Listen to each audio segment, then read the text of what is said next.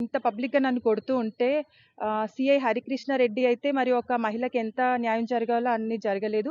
దానికి ముందు ఎఫ్ఐఆర్ పెట్టిన దానికి ముందు నేను ఆ అబ్బాయిది బొబ్బిలి సాయి కిరణ్‌ది విజయనగరం జిల్లా గంట్యాడ మండలం పొల్లంకి. పొల్లంకి గూడా నేనెళ్ళడం జరిగింది. వాళ్ళ ఇంట్లో వాళ్ళ పేరెంట్స్ చెప్పడానికెళ్ళాను. Bobbili Sai Kiran son of Muthyala Naidu.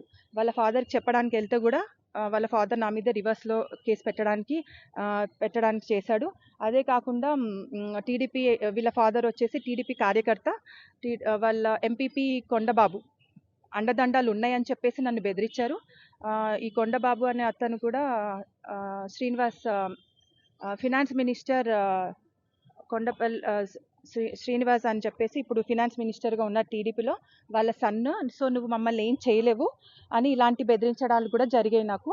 So, మరి వీళ్ళైతే వాళ్ళ ఫాదర్ మాకు ఇలాంటి టీడీపీ అండదండాలు ఉన్నాయి. నేను కార్యకర్తను కాబట్టి సో, నువ్వు నన్నేం చేయలేవు. సో, నా హోటల్ రూమ్‌కి కూడా నన్ను మనుషుల్ని పంపించడం జరిగింది. జరిగినప్పుడు నేను ఆ అబ్బాయికి 30,00,000 పెట్టడం జరిగింది. 30,00,000 ఇన్ ద సెన్స్ నాకు సాలరీ అతనికి సాలరీ తక్కువ కాబట్టి సో, నువ్వు నాకు కొన్ని రోజులు హెల్ప్ చెయ్యి. నేను నీకు రిటర్న్ డబ్బులిస్తాను అని చెప్పడం జరిగింది కాబట్టి నేను 30,00,000 అతనికి హెల్ప్ చేయడం జరిగింది.